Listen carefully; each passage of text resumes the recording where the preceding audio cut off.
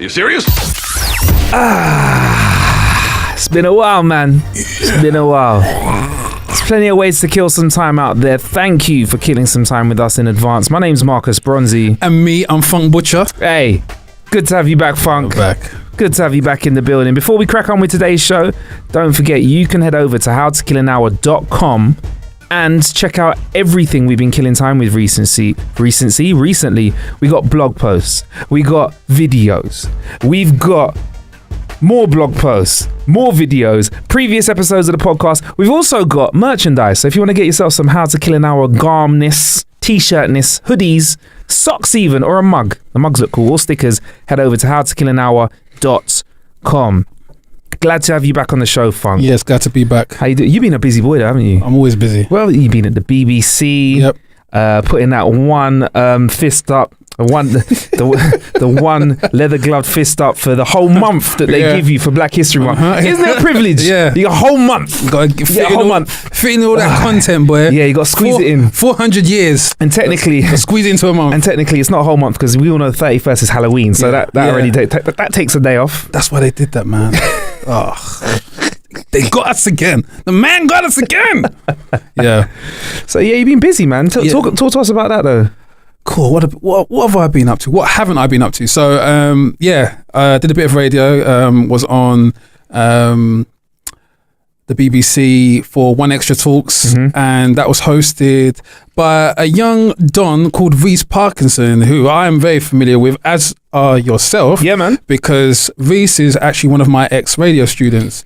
And I'm not going to do that cliche, I always knew it'd be great kind of thing. But no, he did show a lot of promise in the classroom setting, and it is no surprise that he has reached the heights he has. I think I said that to you after you asked me to come talk to one of the classes. I remember saying, no, that group, not even just him. I said, like, because, you know, he's sick, but that group of students that year, they had some zest in there. Yeah. All destined for big things. Quite a few of them have come out of the Funk Butcher alumni, haven't they? Yeah. So I'll be around with my heavies to collect my takings as they. You got to take that 15%, baby. You'll be breaking some legs. That's it. Also, like, let's not forget your producer. You've been churning out tunes as well, man. Yeah, so House of the G, It Never Stops, like Bad Boy. Take that. So we've got a next release coming out, Jazz Phonics, and Jazz Phonics is another production alias. I keep rolling these out. I get bored. Just like some women like to change. Some women like to change their hairdo every now and again, fling on a new weave to dye it. Or I just like to change my name, kind of thing. And it's a bit expensive to do it by deed poll, so I change my musical aliases. So fair enough. Jazz Phonics is just a rejig, reinterpretation of the kind of vibe that I'm feeling, house-wise, injected with more jazz. So it's the Funk Butcher house sound with more you know, I got a clip of this actually. I'm actually playing this off my WhatsApp, so if the groups start popping off and you're hearing halfway through this, sorry. Hey, I'm feeling the jazz. Yeah.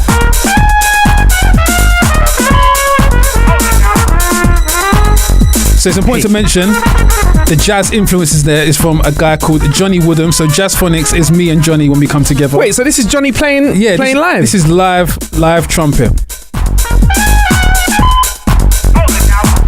Hold it down. I can't even play. How do you make a trumpet sound good though, Funk? I'm not gonna lie, because I think it's one of those instruments that you either sound phenomenal, or you sound pants. Yeah, I think it's I think that's the world of jazz in itself. There's a lot of great jazz musicians, like up and coming and established, and they have an ability to play outside of the pocket and find those spaces, find those little groove moments. And I met Johnny on a booking on New Year's Eve for House Gospel Choir.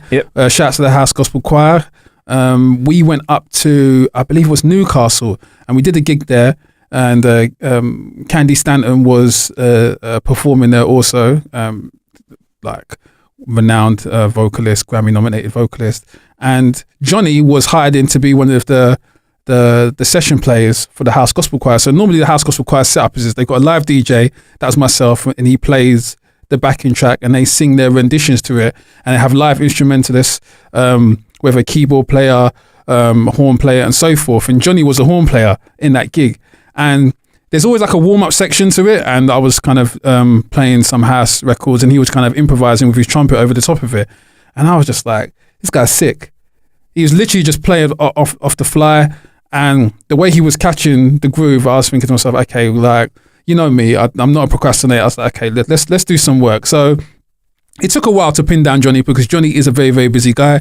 He's touring, session player, supporting this one, that one. So when I managed to catch him during one of his breaks, he was kind enough to kind of link up with me. We got some press shots done, and I sent him over a couple bits and pieces, and I just literally said to him, just be you. Just wherever you feel like you want to kind of put more sauce in it, just go with the flow.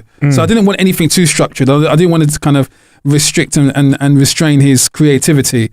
And that's how you get tracks like that. So that track is called 2 Left Feet, and it is going to be the next single on Houseology. Sick. Yeah, and it is a warning for the people who do have 2 left feet out there that this track is not for you. When are you gonna make me a hit, Funk man? Huh? When are you gonna make me a hit, bruv?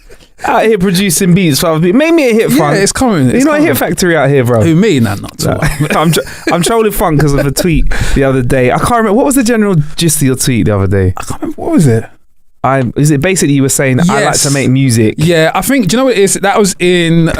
Sorry, I had to troll you when I saw that tweet. Yeah, go ahead. So basically, it's in relation to a post I saw from Swiss Beats, and Swiss Beats has got this new album coming out, and it's I think Joe Cole was actually executive producer, which is actually quite surprising. So he's got his new album out.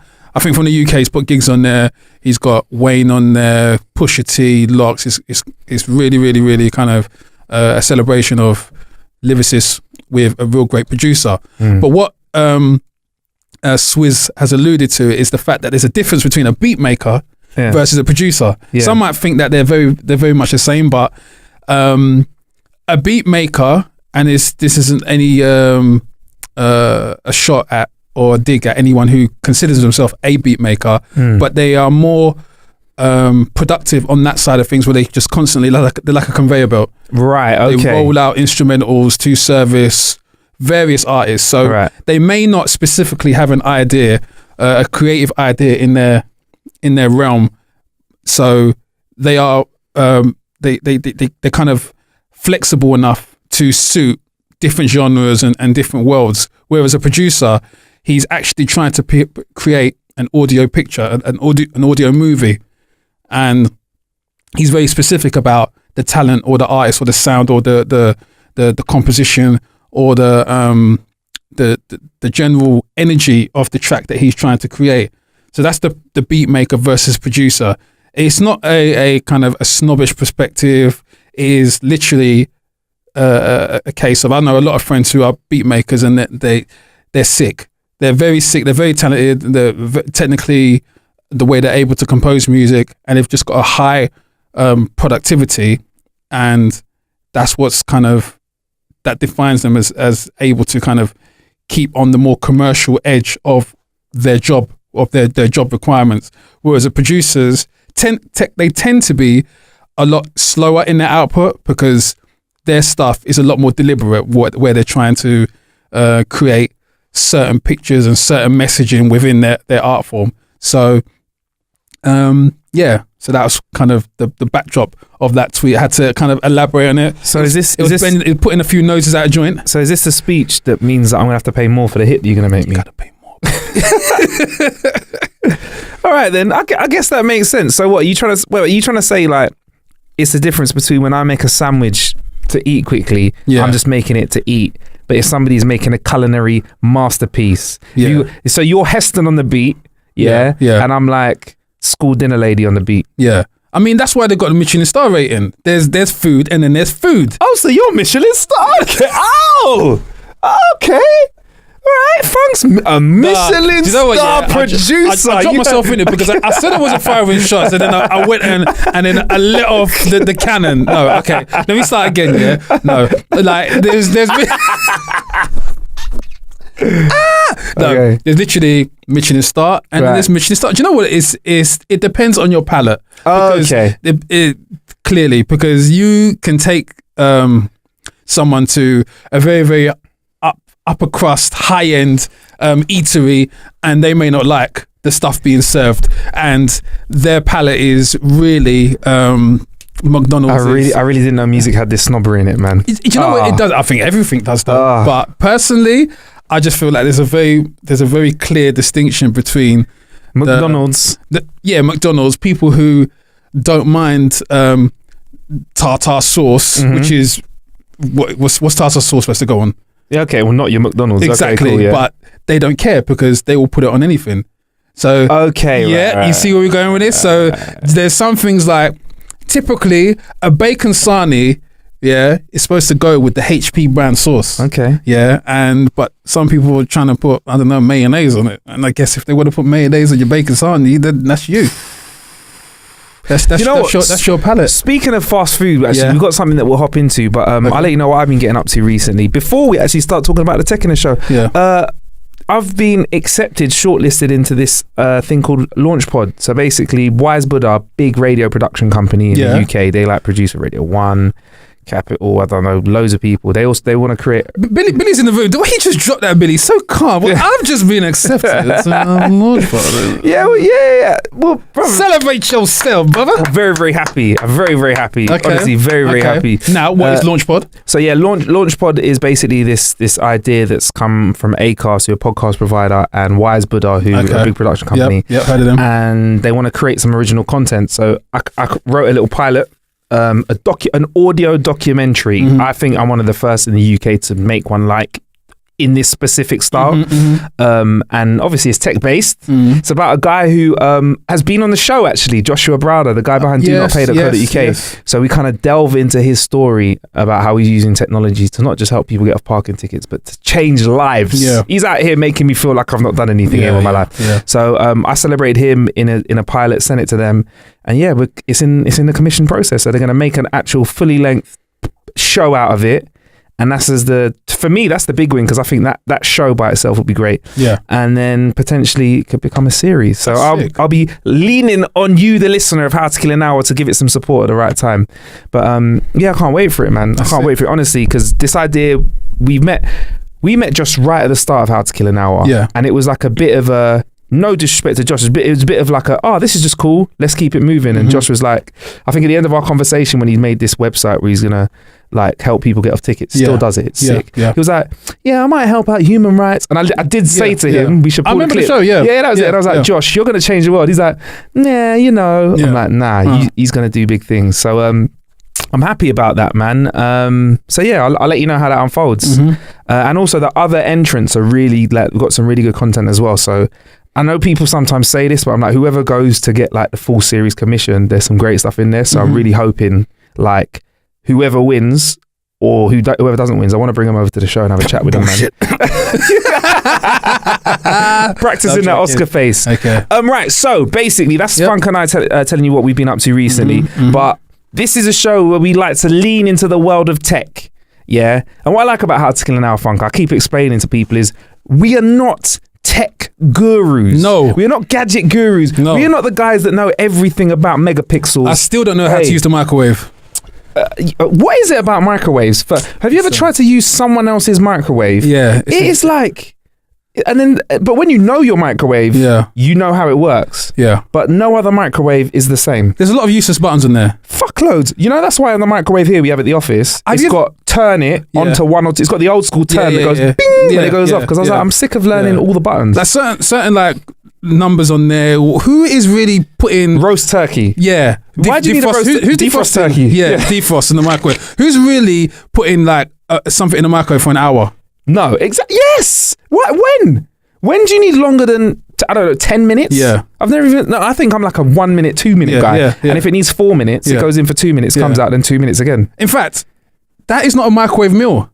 If you need to put it in the microwave, for an hour, I've never seen anything in the microwave section that says put this in the microwave for an hour. That's oven. What? That's an oven. I'd like to put this out to listener. What's the longest you've ever microwaved something for? I think mine's 5 minutes, and that might be because I pressed 5 minutes once instead of pressing 1 minute. Yeah, I've had to do it 5 minutes because it wasn't hot enough, so I've had to reheat. Yeah. Okay. Fair enough. So that's actually 2.5 minutes twice.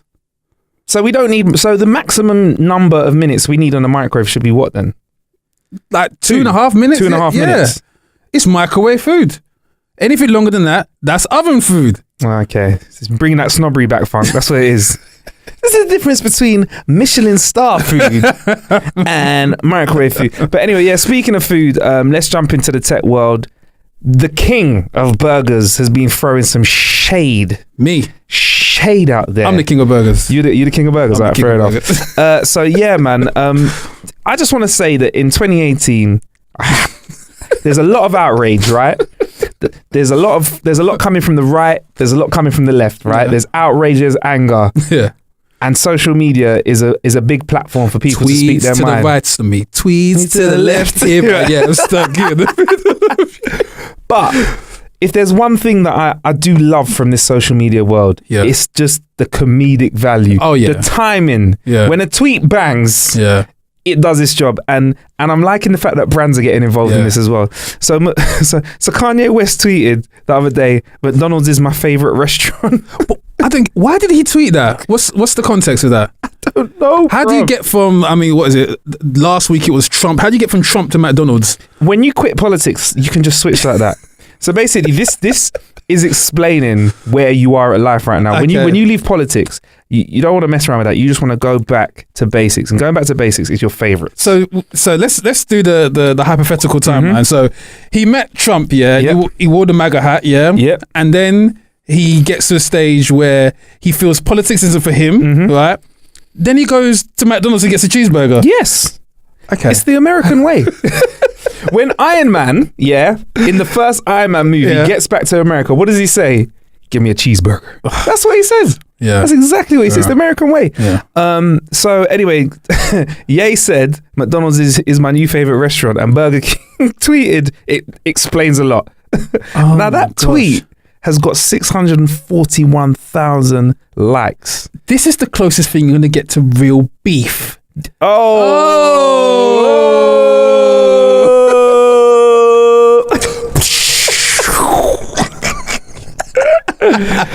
man, and then they also tweeted, if we knew this was going to blow up this big, we'd have made a SoundCloud. Oh man. So you know what?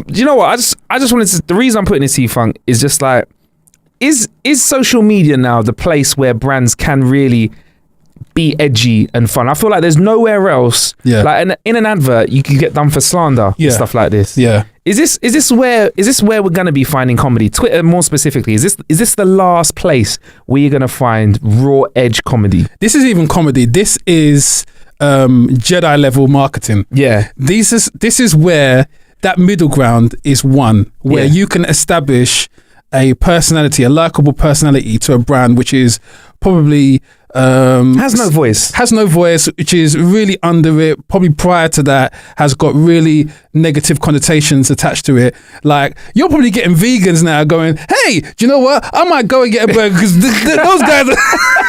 those guys are funny. Like, forget the cows. I'm gonna have a Whopper today, kind of thing. Like, they literally get into that point where they're able to do that because comedy is such a universal language. Like when we had Dane Baptiste, like, I feel like that's a tweet he'd write. Yeah. And what you're finding now is a lot of time, I'm an Arsenal fan, and they've just employed, I think recently, it feels like recently, they've employed someone in their social media marketing team. This guy is, whoever it is, girl, he is A1. They are A1. The team, whoever they've got, is brilliant. The memes, the pictures after a game, you really feel enthusiastic about your team because they're able to channel that through their social media. Now, I think this is something that's going to be taken on a lot more seriously. Social media used to be a thing of, okay, well, we just hire John or Jane on their gap year. And they could just send out some tweets for us and let the customers know where the next restaurant is. But if you have a company notorious for getting it wrong, Ryanair, they might think strongly about hiring someone like this to change the perceptions on how they are as a brand. Yeah, to bring them into the friggin' 21st century. Yeah. And also, to go back to the food side of things, because I saw this on a lot of people making noise about this on social media, Burger King are doing 10 chicken nuggets for $1. Bruv, this is like beef. That's it. 10 nuggets for $1. I'm not impressed by that. Maybe because I'm greedy. That's not enough. $10 for under a pound. 10 nuggets for under a pound. That's not enough. 10 nuggets. That's not enough. Not even the hoodest of chicken shops is giving me 10 nuggets. And it's for Americans as well. That's not enough. Is that not enough? What do you need? Would you prefer it 50 for $5? Americans are quite. Sorry to my American listeners. They're quite on the larger side of the earthlings. I think statistically there are numbers that will back that up, Funk. So I'm going to ride with you on this. So let's go down a rabbit hole, bruv. As our larger earthling brethren, yeah, I think 10 nuggets can be inhaled. Anyway, moving on.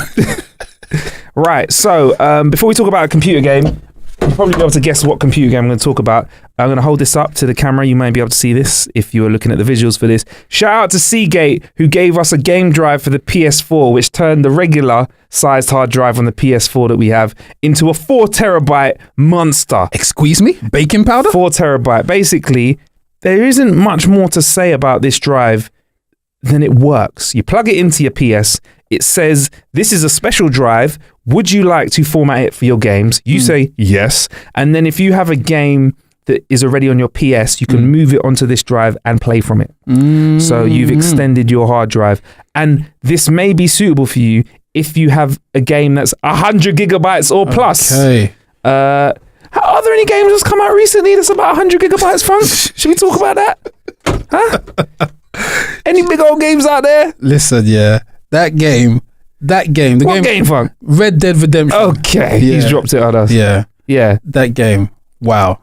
So what was your experience like? Massive thank you to the gang from Rockstar who hooked us both up with the codage for the game. Thank you, Rockstar. So this is the first release from Rockstar, only release from Rockstar since the last GTA 5. And this is since the last installment of Red Dead. First new release. The first new release. Yeah, because they did the LA Noire. Yeah, this is right. Yeah. I didn't count that because that was the re-release thing. And since the last Red Redemption game, it's been 8 years. Really? 8 years. Yeah. So this is the third game in the Red Redemption franchise. There was Red Dead, Red Dead Redemption, and Red Dead Redemption 2. Okay. And also shout out to Scroobius Pip, recent guest on the show. He said Red Dead. Did you see his tweet? I don't know. Why am I laughing already? He said Red Dead Redemption is how he says Red Redemption with a star. He said he's out there pushing starter comedy. Shout out to him for that, man. Good sport. But so yeah, Red Dead's this is the first title that's come out in that franchise for 8 years. Yeah. And a bit of background front, this is the first game on this generation of console that they've broken it down and built from the ground up again. So they've not just slapped the new skins on top of the last GTA structure. They've built it all up again, which is probably why it took 8 years. You know what? They don't fuck around, Rockstar. So, no, of course. So long story short, if you've been living under a rock, you will not have heard about this game. But I'm presuming that you have, right? If you've been living under a rock star, but this is like a massive media output. Yeah. And we'll get into the numbers in a sec. But how was the experience? You got the code, the download. Like, I've got reasonably fast internet. Yeah. And it did. I just left it overnight. I'm not saying it did take overnight, but it was a big hefty download. Yeah. How about for you? I grew a beard in that time. Not joking. No, but it is. I had to do some. You have to do some rejigging. You go you go to IKEA, you get a bed, and you haven't done the measurements properly, and some of your wardrobe. Some's got to go. Yeah, some of your furniture's got to go. So you're looking at your games on your PS. You're thinking, fuck. Yeah. What had to go? What had to go? Because you got to start thinking, but if the guy's around, that's the one that we play. Let me tell you something, yeah.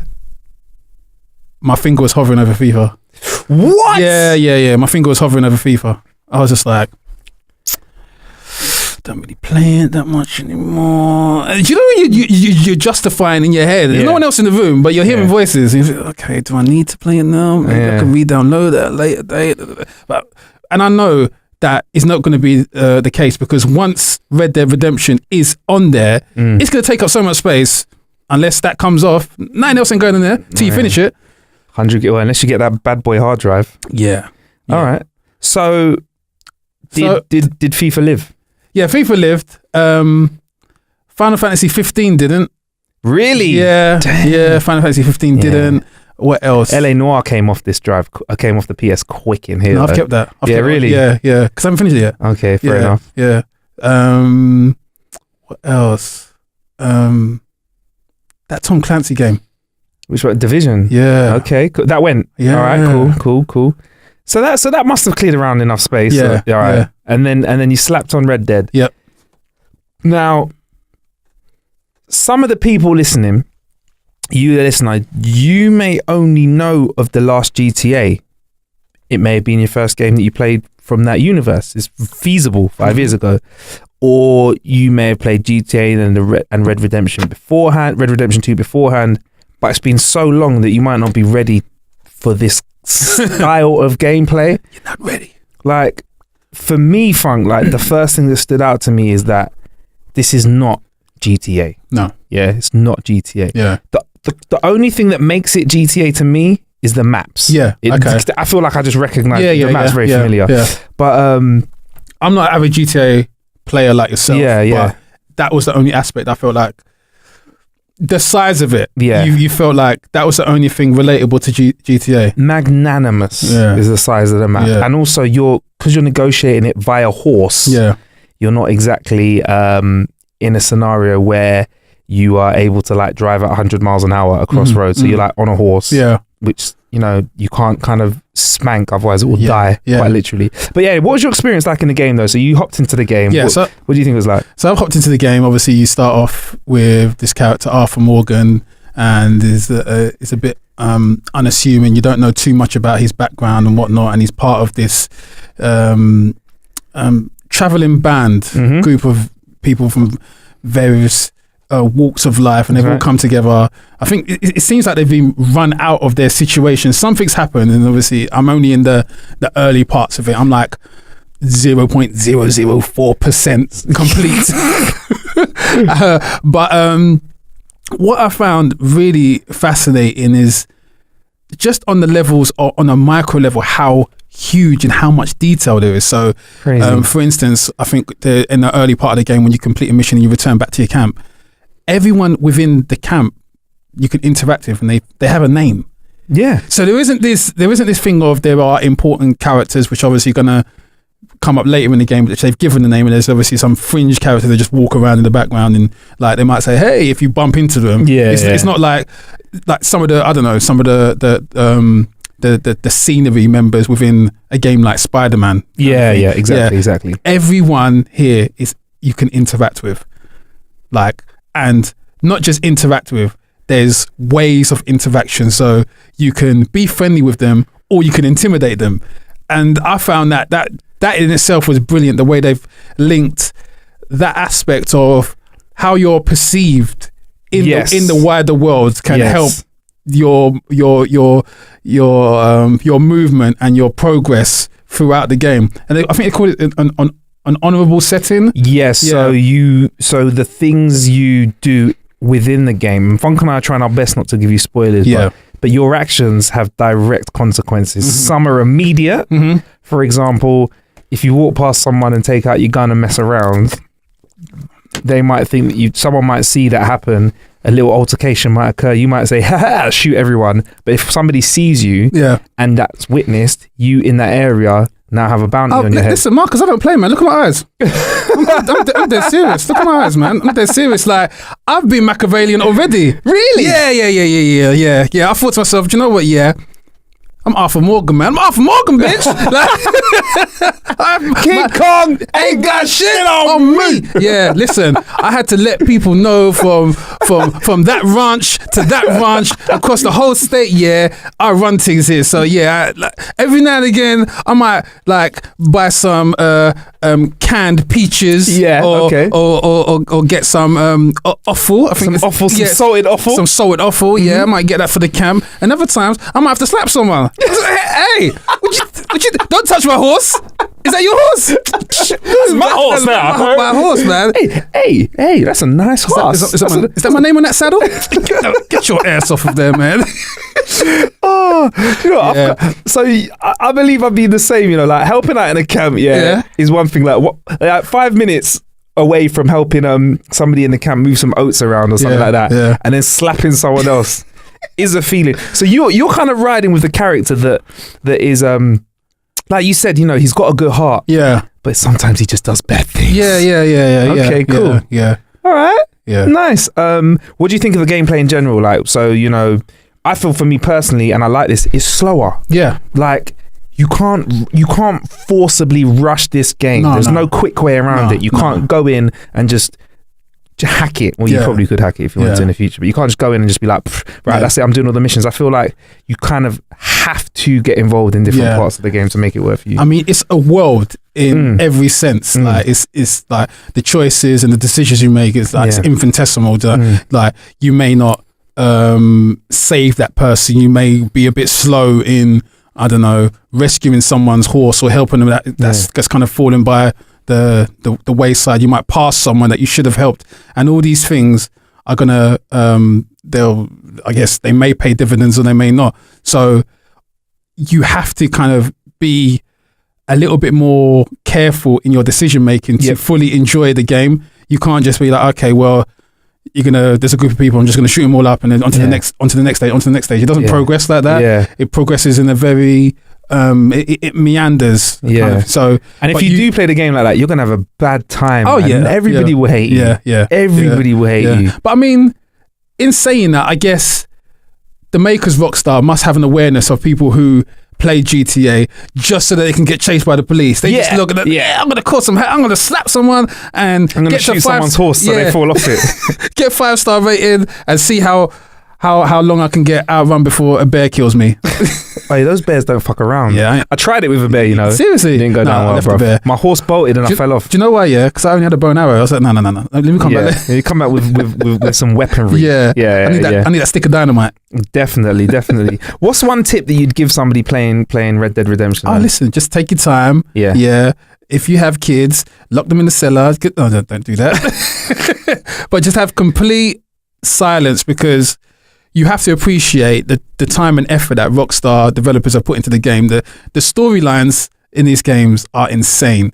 Like, they are mini movies. That's why they're outstripping Hollywood in terms of the money that they're making, the bank that they're making. Yeah, man. Let's get the numbers, man. You are entertained on numerous levels, not just for the gameplay, but for the fact that you are you feel part and parcel with the characters involved. Yeah, I mean, the depth is amazing.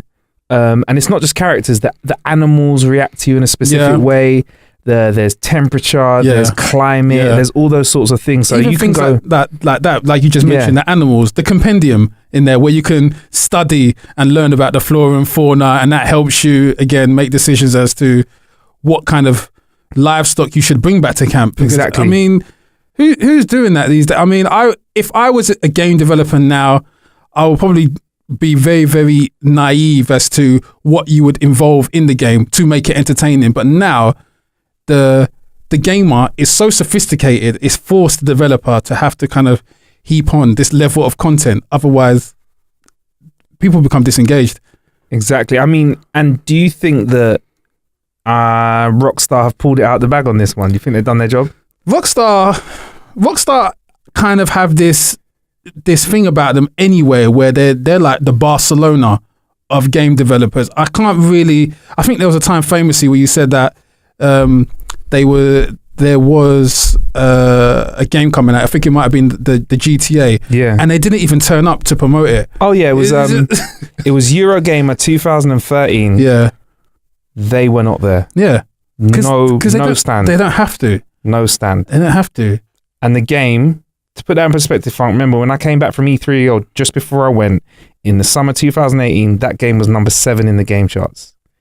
In the UK game, 5 years after it dropped. And that was GTA. So this is insane. And this game here is some of the numbers. Biggest opening weekend across all entertainment releases. What? All of them? Yeah. Second biggest launch within 3 days in retail sales for across all entertainment releases. That was only beaten by their last title. Biggest entertainment launch of 2018. Most pre-ordered game ever on the PlayStation Network. biggest day one full game sales on the PlayStation Network, biggest first 3 days full game sales ever on the PlayStation Network. I'm gonna call it now though. What's the date today? It's the 6th of November, day after my birthday. This game is gonna break GTA 5's record. 100%. Yeah. 100%. 100%. But to be fair, they've given us so much in it. Like, I feel like, what other entertainment package can you purchase and get more value from? Netflix? I'm gonna go a step further. It's gonna beat it in a fraction of the time it took GTA 5 as well. I think that. I wouldn't be surprised that if by Christmas the numbers that it does are insane. But yeah, anyway, that was it. Red Dead Redemption, where in America in 1899, the Wild West era has begun and lawmen hunt down the last remaining outlaw gangs. Like Funk said, you play Arthur Morgan and his Vanderlyn gang are forced to flee. And where we start off the game, like you said, Funk, is kind of we're on a cold mountain and we've got to work our way back into the game. Times are changing, but if you're Funk's Arthur Morgan, you ain't afraid to slap someone in the face. Ain't afraid to slap someone. I mean, my word of advice is be like Funk, be nice, but also don't be afraid to. You got to keep people in line, man. Bruv, it's a computer game, man. Yeah, keep exactly. Whip out the dead eye.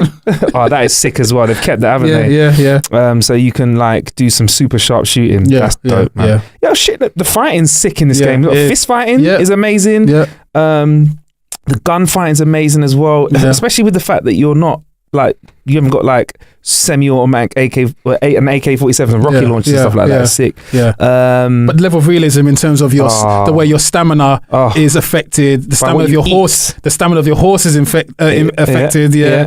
Certain tonics. Your bond with your horse. Yeah. Oh, it's crazy, man. It's just insane. And also cinematic mode as well. When you're doing cutscenes, when you're just traveling to an area, like from one mission to another, you can hold down on the PlayStation the big touchpad. I don't know what it is on the Xbox, but I presume it'll be a button in the similar place. And the actual gameplay converts immediately into a cutscene where you just hold X, right? Your character follows where they need to go, and you just get to enjoy the beautiful landscape. So it uses all the cinematic shots, like different perspectives. It might use close up, it might pan out, and it does that automatically. You choose your own cutscene. Yeah. So I guess what they've done is to try and kind of get rid of the kind of the boring nature of maybe traveling to one point to another. They've kind of put this aspect into it. Exactly. Also, update your camp until you can get fast travel as well. If you don't know how to do it, we'll put a link on How to Kill an Hour's website, because that speeds up shit tremendously as well. But we've got to wrap this episode now, but I've got to give this a 10 out of 10, a 5 out of 5, an 11 out of 11, 100%. The game is intense, and I believe I'm only 7% into the game. 7% in. This is probably one of the best. I can't believe I'm going to say this. The best games I've played with large maps since Zelda. Zelda was amazing. Zelda was great. Since Zelda, I don't think I've been in an immersive world that I've enjoyed. I've enjoyed traveling across. To be fair, Zelda is the only game you could be mentioning in terms of Red Dead Redemption 2. There's no other game title that is even punching near it. No way. And Zelda was amazing. I'm not taking anything away from Zelda, but I think Red Dead is just ready to deliver. And can I just say, Rockstar, I'm not stupid, you know. I see what you did with your releasing of the game right at the end of the PlayStation 4's career, right? Just like you did with GTA 5 right at the end of the PlayStation 3's career. That's going to double up game sales, because on the next gen consoles, I'd buy again. Why would I not buy again? Sick, clever. Anyway, we've got to get out of here. I've been Marcus Bronzy. I've been Funk Butcher. Plenty of ways to kill some time out there. Thank you for killing some time with us.